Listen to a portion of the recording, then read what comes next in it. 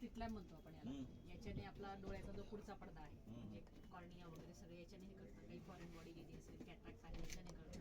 हे ऑटोरेफ आहे, याच्याने आपल्याला नंबर काढता येतो. आणि ही जी बाकीची मशिनरी आहे म्हणजे म्हणजे जी काही पेशंट असे वंचित होते की ज्यांना काही कॉर्नियाचे प्रॉब्लेम आहे जे आता वाढलेला आहे ना प्रॉब्लेम. आता काय झालं माहिती का, टीव्हीमुळे जास्त प्रॉब्लेम.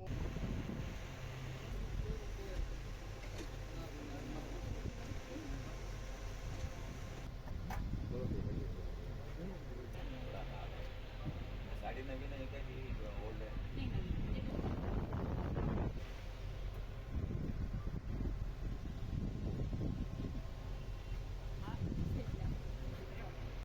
आज चोपडा सिव्हिलला आपण नेत्रशेक करणारी व्हॅन उपलब्ध करून घेतली. त्या माध्यमातून चोपडा तालुक्याच्या प्रत्येक गावापर्यंत जावं.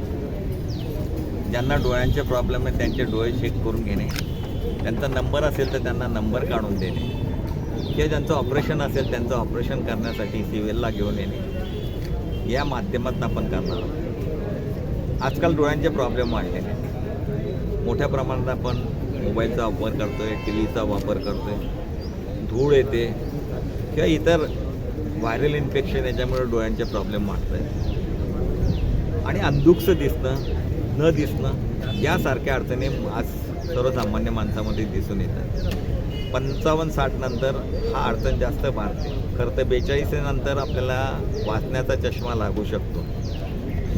हा लागल्यानंतर बऱ्याच वेळेला चष्मा लावला जात नाही आणि डोळ्यावरती ताण वाढत वाढत इतकं होतं की आपल्याला सारं अंधुकसं वाटतं. पुस्तक वाचता येत नाही, लांबचं जे असेल ते दिसत नाही, जवळचंही दिसत नाही. ह्या समस्या वाढत असल्यामुळे आपल्या माध्यमातनं चोपडा सिव्हिलच्या एक ॲम्ब्युलन्स आपण घेतली आणि त्या सर्वसामान्य माणसापर्यंत पोहोचून त्याचे डोळे चेक करून घेणार. ज्यांना समस्या असेल त्यांना चष्मे उपलब्ध कसे करून देता येतील त्यासाठी प्रयत्न करू. आणि ज्यांचे ऑपरेशन करणार असेल त्यांचंही ऑपरेशन आपण चोपडा सिव्हिलमध्ये करणार आहोत.